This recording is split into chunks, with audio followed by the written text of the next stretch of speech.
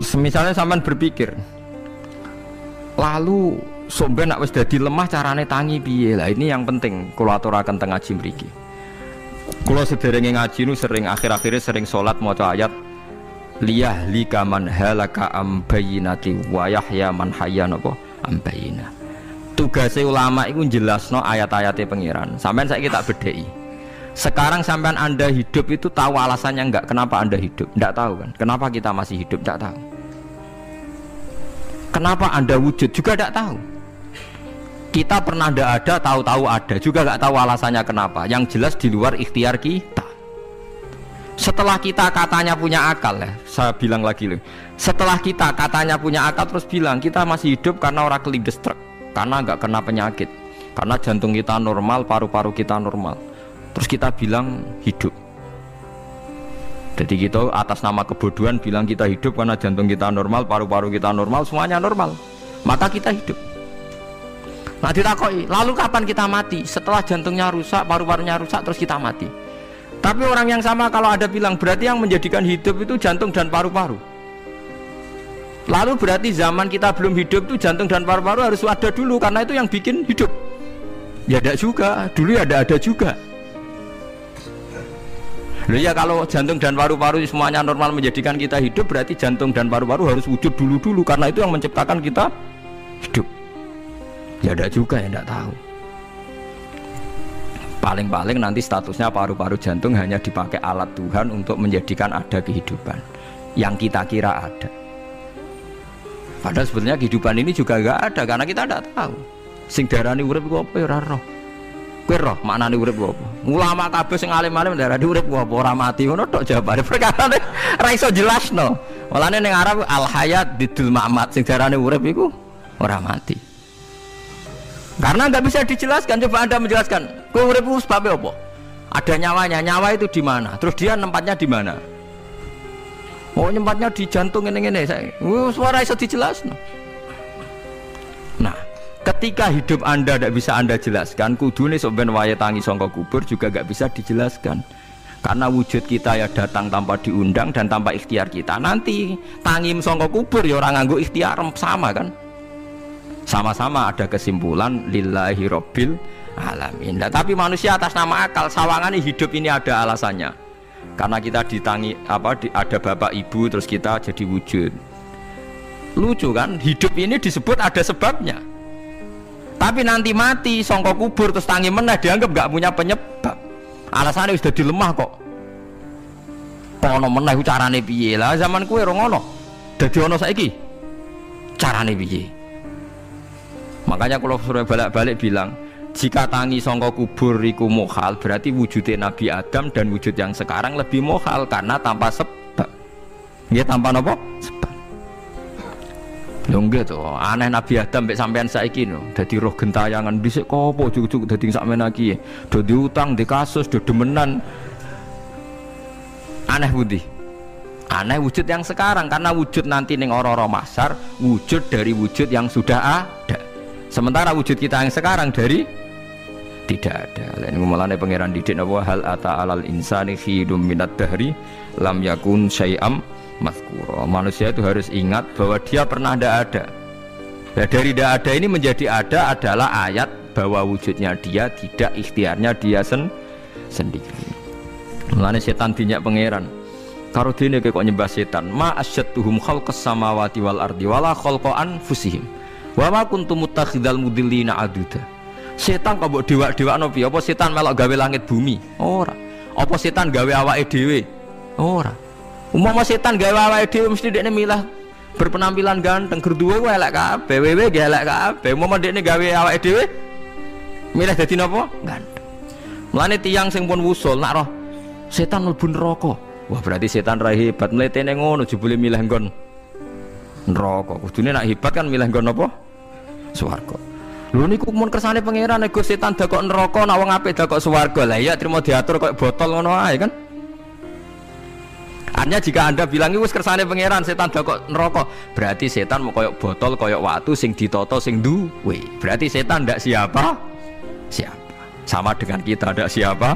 Siapa lam yakun syai'am Lah nek ora ngerti siapa-siapa terus wusul inna sholati wa nusuki wa mahyaya wa mamati lillahi rabbil alamin. Dadi urip kula mati kula sedanten ikhtiar kula namung kagungane napa jenengan. La syarikalah pun mboten enten tiyang sing sinten mawon mboten enten sing ngatur niku. Terus wa bidzalika umirtu wa ana napa minal muslimin, dan dengan keyakinan niki kita diperintah. Jadi donga iftitah senajan to mboten wajib, tapi itu filosofi dalam hidup. Kersane jenengan napa nggih delok donya niku pun bar. Urip ya kersane pangeran, ya mati kersane pangeran. Mula kadang nggih mikir aku nek mati, bar mati jebule gak kiamat-kiamat tak kesuwen cah ngenteni atusan napa tahun misalnya. Anda tidak usah khawatir begitu. Zaman Nabi Adam nganti bapak amak wis saiki 7.000 tahun. Kok ora protes mbek pangeran? Terlambat Gusti saya menyaksikan dunia karena 7.000 tahun yang lalu. Ya saniki kan pun tahun pinten toh? 7.000 umur dunia saniki pun pinten? SM itu kalau menurut penanggalan agama itu 5.000 tahun. Sebelum Masehi dihitung Nabi Adam itu, pokoknya dihitung langit bumi itu 5.000 tahun. Nah saniki tahun 2000 sekitar 7.000 tahun. Padahal wonten sing ramal umur dunia mau pinten? 7.000 tahun. Jadi enak sing mun diutang-utang mun beres nih mun bar nih mun dianggap bar nih mun muntah nih. Jari ini tuh. Dieling-eling kula suwun senajan to ilmu niki mun lazim diyakini tiyang Islam. Tapi sampean ulang-ulang. Kados srengenge misalnya kula nak delok srengenge niku eling. Berarti urip ning swarga selawase-lawas iku mungkin.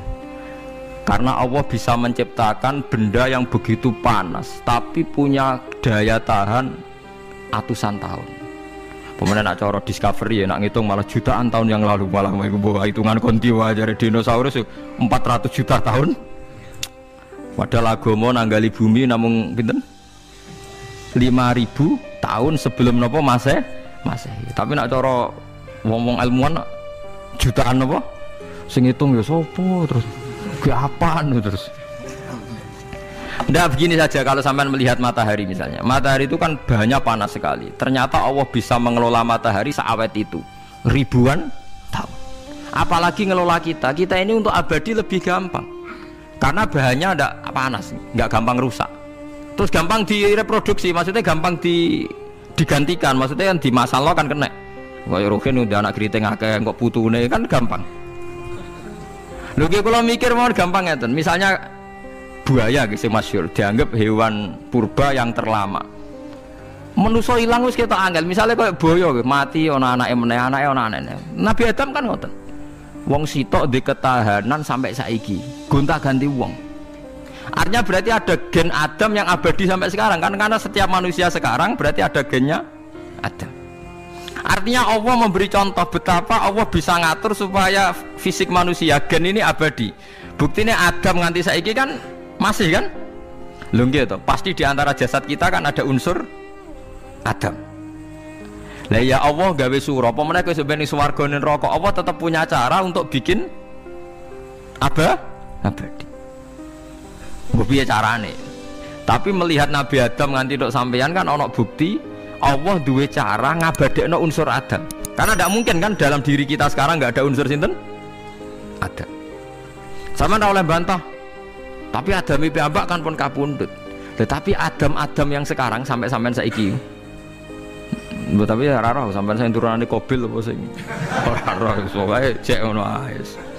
Wong jarene cerita Qabil iku lahire ning swarga. Dirabekno mbek Labuda sing lahire ning bumi. Labuda ku elek gembrot. Habil lahire ning bumi, rapati ganteng, dirabekno Iklima sing wayu. Lahiran swarga. Akhire Qabil gak trimo, wong aku cah ganteng kok dintokno cah elek. Mulane saiki nek ana cah ganteng dintokno cah elek ra trimo ya kaya Qabil. Nah tapi enggak pikirane Nabi Adam ya ora roh ben silang ben sedengan. Mergo nek elek entuk elek kan malah musibah kan. Saiki anake ra melok dosa tapi eleke double. Misale keriting untuk keriting, elek untuk elek, fakir untuk fakir kan. Ya memperparah to. Cara kula pancen haram. Elek untuk elek rabi cara kula haram. Saiki anake kan ra roh apa ujug-ujug Elek banget lho, ora terima elek napa? Elek napa? Banget.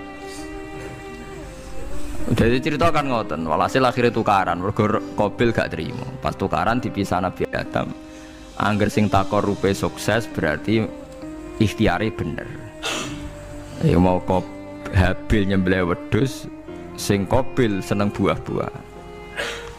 Mulane seneng buah-buahan iku rada masalah, dianggap simbole wong-wong sing seneng mapan. Mulane kene Umar ora usah di buah-buahan akeh-akeh, cukup gedang siton, sesuk katesne siton, ora usah semua buah-buahan wonten. Go iku risik kurbane sinten? Qabil. Tapi sing melarat teman-teman yo keliru, dhisik Habil saleh iku omahe cek penuh daging, paham ya? Perkarane kurbane cek wedhus. Ora pitik, mergo bedigasan pitik niku. Jadi ada sebuah toriko sing ngaramno anak buahe mangan pitik. Perkarane wong ku kelakuane kaya sing dipangan. Ya repot tak ngoten niku. Repot. Ya repot lah ngono terus repot. Berarti nek sering mangan welut tak bulet. Ngono berlebihan. Toriko niku napa? Berlebihan, biasa mawon. Kulo nggih boten fanatik biasa. Tapi kalian kulo rasa seneng mangan, jadi kan unsur hewani saya kan ndak banyak. Kulo rapati seneng nopo mangan. Walhasil akhirnya Qabil korbannya nggak diterima, Habil diterima. Terus semenjak itu juga akhirnya walhasil Qabil mateni Habil. Jadi makanya konflik wedoan, konflik tertua, mental membunuh ya mental tertua. Pertama peradaban manusia itu dibangun rebutan wong wedok dan saling membunuh. Nek orang tukaran kira usah gawa, itu tradisi terlama, nggih, tradisi terlama manusia. Mesir kok bentrok padha Islame, Irak, Syria kok bentrok itu tradisi terlama. Demi wedokan diruwangi tukaran, tradisi terlama. Biasa, jadi biasa mawon urip napa? Biasa. Sekabeh kejadian ngene iki wa inna sholati wa nusuki wa mahyaya wa mamati lillahi rabbil alamin. Semacam-macam ya nak tiyang tasawuf ngartekno kabeh iku kersane Allah. Nak tiyang fikih ngartekno semua ibadah kita diikhlasno ora golek imbalan, namung kabeh dipersembahkan kangge Allah. Cuma teori fikih ini ada kelemahannya, kesannya Allah itu butuh kita kasih. Padahal kita bisa sholat yang nganggo hidayate pangeran, iso zakat yang nganggo donyane pangeran. Kok kowe ngrasa zakat itu donyane sapa? Mulane sing bener gitu teori tasawuf, kita iso sedekah ya kersane pangeran. Sing kita sedekahno nggih donyane pangeran. Berarti lillahi. Nah, jadi lillahi ta'ala artinya nak cara tasawuf itu bahwa semua kebaikan kita ini karena Allah, karena hidayat Allah. Nah, cara fikih mboten kesannya kita yang berbuat lalu kita ikhlaskan Allah. Tapi pertanyaannya kan kita bisa berbuat tuh pakai fasilitas apa? Hidayatnya Allah juga kan? Nah, makanya ilmu tertinggi dianggap tasawuf, karena tasawuf ini yang benar-benar lillahi rabbil alamin. Tapi fikih juga baik karena uang kan seneng GR tuh, muni aku alhamdulillah berzakat. Muni aku alhamdulillah berzakat itu kan ya ora jelas. Muni aku ngrasa dekne pelakune, muni alhamdulillah kersane Allah itu ya bahasa paling gak jelas. Tapi apik muni ngono, aku alhamdulillah bersolat. Ya pamer nak aku bersolat, tapi ya ngakoni nak kabeh kersane Allah. Lah nak kersane Allah sing dipamer apane ngene ya ora jelas ya. Ya tapi itu apik lah. Muni aku alhamdulillah bersolat itu ya bahasa gak jelas, ya gak jelas juga bahasa itu tapi ben. Faham ya lengi-lengi terus salat niku. Ini yang keempat kalau ceritani hikayatu sholatil khosyiin. Saya baca di beberapa kitab Sayyidina Umar niku dipanah. Panah niku rak wonten mata pancing. Jadi nak melebu niku ditarik sakit, nggih. Nak ditarik napa? Sakit sekali. Ditarik dokter paling canggih pun sakit. Akhirnya Sayyidina Umar kondo, engkau tarik pas aku sholat. Aku nak sholat iku lali. Tenan pas beliau sholat ditarik uga ubah blas. Ditakok iku jenengan ora krasa blas ora. Mosok aku ning ngarepe pangeran eling pangeran krasa lara kan dadi aneh. Tapi alhamdulillah kowe krasa, sing aneh ya kowe wong sowan pangeran kok roh ana wong liwat ya roh. Jadi Sayyidina Umar dadi khusuke Sayyidina Umar nganti dipanah ditarik wak kangelan.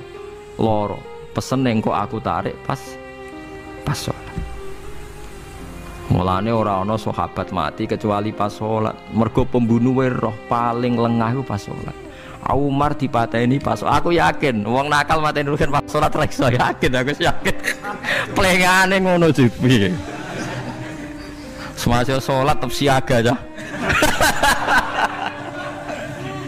Iku sirine kena apa Umar dipateni pas sholat. Kok musuhe ku ngerti sahabat tuh paling lali nak pas sholat. Sayyidina Ali kabudute nggih pas sholat. Dan alhamdulillah cerita itu gak ada sekarang karena yang sholat luwih canggih, luwih apa? Canggih. Wah, tetap konangan sholatnya pelengan dis. Konsentrasi penuh menjaga diri sendiri. Nanti kayak lewangeran. Jadi justru itu nunjukno hebatnya Sayyidina Umar. Wes ngerti dalam bahaya tetap sholat. Nah, sekali sholat geleng pengiran tenanan. Mboten roh blas. Sayyidina Utsman nggih pas deres Quran. Wae rata-rata ulama dulu begitu. Maniku masyhur Sayyid Ali Zainal Abidin itu pas dia sholat blandar ceblok sampai bajunya sobek, omah kobong di neraro. Ditulung siapa saja gak tahu ya dia karena asik mbek pangeran. Mosok jarene mosok aku pas madhep pangeran eling liyane. Nah tapi kita ora iso kan bayangno sholat ke kelas ngoten niku. Nah kanjeng Nabi Muhammad soft paling guri niku yasma'u azizu sotri ka azizil mirjal. Nabi nak sholat niku sing guri niku ngerti dentuman dadane Nabi saking wedine nang pangeran kados banyu sing umum. Ka'annahu husya alaih sampai Nabi meh pingsan saking wedine pangeran. Ini disebut taqsa'irru min hujuludul ladzina yakhshawna rabbahum. Jadi Allah nazzala ahsanal hadithi kitabam mutasyabihah mathan ya taqsa'irru min hujuludul ladzina yakhshawna rabbahum. Makanya potensinya orang-orang soleh itu jarang sholat sunat karena sholat fardu saja butuh energi yang luar biasa. Meh kudu kesemper. Nah alhamdulillah kita kan sholat biasa saja. Buat yo qobliyah yo oke, ba'diyah yo oke, sholat yo oke, tapi cara dipateni wong ora iso. Ya tetep roh, tetep apa?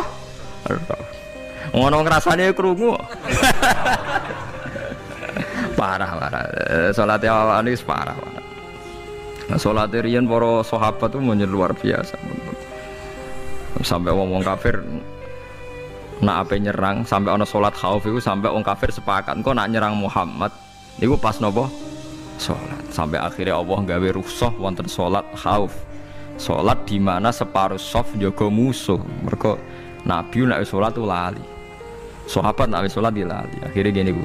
Dalam sistem keamanan jadi kelemahan sahabat gini ku akhirnya Umar sholat di depan umum di depan umum kok iso lali kabeh mestinya nak Umar lali kan makmum ruhin Mustafa eling mboten iki sing saf awal dua niku lali kabeh lho nggih imam kok ngarep niku Abu Lulu Al-Majusi ku iso liwat yo nganti tok Umar yo selamat mungkin sholat kabeh nak saiki ra iso aku yakin ra iso wah kena sambure siji to sih nyak masjid semua jua tos ya salat omong ya tenang sih. Lha kuwi sanggepe barokah pangeran alhamdulillah. Dadi Umar ku teng ngarep, paham nggih? Abu Lulu maju. Aman mergo sing salat ra sadar ku kabeh ora kok Umar tok. Lho mau Umar ngoten liyane mboten nak kecekel teng guri to. Hebat.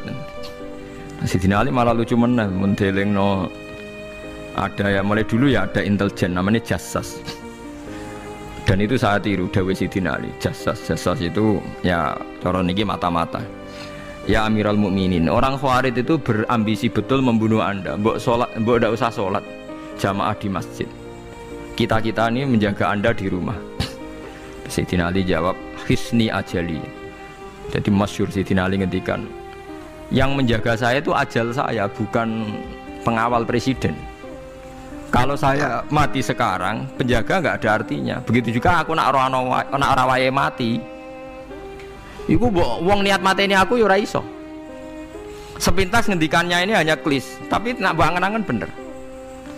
Sampeyan delok saiki, misalnya Pak Harto itu prajurit perang mulai dulu, matine ya ning omah. Kok ora pas ketembak musuhe, padahal sak urip-uripe perang. Khalid bin Walid niku sahabat paling banyak perang. mulai zaman kafir mimpin panglima kafir nglawan perang Nabi perang Uhud itu panglimanya sinten? Khalid.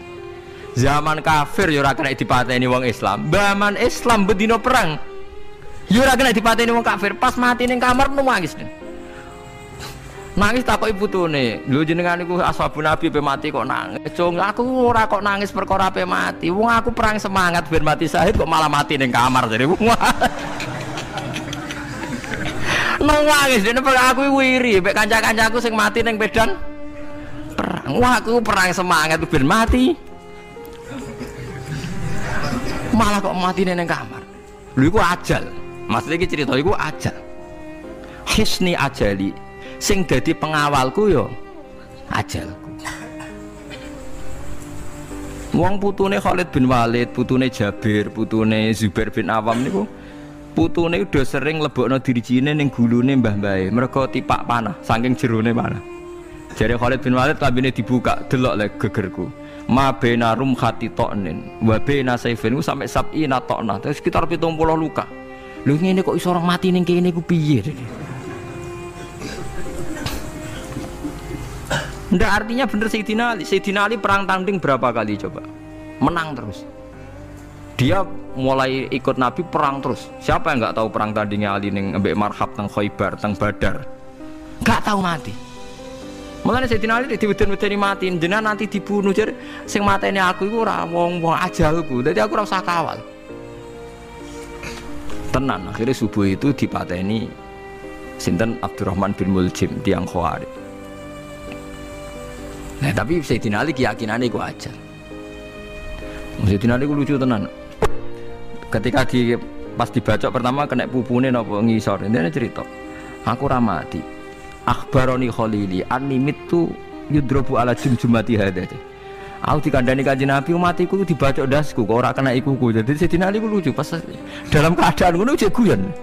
Semua wis pancen wong parek pangeran ora kena dikiasno. Urung cong aku nek iku urung mati, aku dikandani Nabi matiku iku. Iya kena sirahku jadi. Kayak Sayyidina Utsman malah Sayyidina Utsman lucu. Dia tuh dikepung orang Khawarij jelas mau bunuh. Ada Sayyid Hasan. Saya itu apal betul sejarah itu. Ada Sayyid Hasan anaknya Sayyidina Ali, ada banyak sahabat. Sayyidina Utsman di rumah baca Quran. Sekitar cara saniki sekitar duhur akhir. Diingatkan, ya Amirul Mukminin kau mau dibunuh sama orang Khawarij, mbok Anda keluar dari belakang. Atau kita ini ada perintahkan untuk melawan mereka, pasti kita lawan dan kita pasti menang. Jadi Sayyidina Utsman, ora, aku iki poso ya, poso sunat. Terus jadi ngomongnya kan janggal, macam ketika ane wali wane, hubungannya apa jenengan poso mbek dikepung deh. Mau Nabi ku metuki aku ning jendela iki, wa akhbaroni ya Utsman satufti rumai. Man, engkau kowe buka mbak aku. Dan Nabi oleh ketika dia lucu kan, engkau kowe buka. Jadi artinya, engkau iki aku mati pas maghrib, mung janjine Nabi dijak buka bareng. Lah lucu, akan ditebak. Ya akhirnya beliau tidak melakukan perlawanan, sekabudut. Jadi ku sahabat-sahabat, mereka itu biasa tertanam inna sholati wa nusuki wa mahyaya wa mamati. Kue urip ya ora roh sebabe. Saiki sampean tak takoki, kena apa umurmu nganti 40 tahun? Kue roh sebabe? Ora roh. Kue aja anut dokter, anut wong-wong. Kita hidup karena kita sehat. Kalau Anda sehat terus hidup, kenapa Anda bisa menentukan durasinya? Kesehatan begini itu bertahannya berapa? Kan ya ora iso jelasno. Wong kerja sehat tidak urip, omongan kok ngono. Lah ya setelah sehat itu durasinya berapa? Kalau Anda pintar kan harusnya bisa ngitung. Ternyata kita tidak pernah tahu kan kenapa ada yang hidup 90 tahun, ada yang 40. Jadi walhasil kita urip ya ora sebabe, kita mati ya ora sebabe. Namung roh kabeh ku lillahi rabbil alamin la syari kala. Mulane ketika ulama-ulama urip iku wis ibadah. Mergo kowe dadekno ngerti nek iku kersane Allah. Kowe mati ya wis ibadah. Angger kowe ridho, mergo iku nunjukno kowe percaya nyerah ambek kekuasaane Allah Subhanahu wa taala. Tapi nak urip pemprotes mbek Allah, matimu protes, kowe termasuk wong sing dihitopi Allah. Kowe aja mengerakno aku, aja manggon langit bumiku. Malam yardo bi qodoi walam yasbir ala balai falyatub robban siwai wal yakhruj min tahti ardi wasamai. Dadi wong sing ora setuju keputusanku ngendikane pangeran, aja nganggep aku pangeran, aja manggon bumiku, aja manggon langitku. Lara gawe manggon ndi. Diusir presiden kok jek iso ngomong. Bumine sapa ngusir-ngusir padha ra melok gawene. Nah diusir pangeran. Bar, no?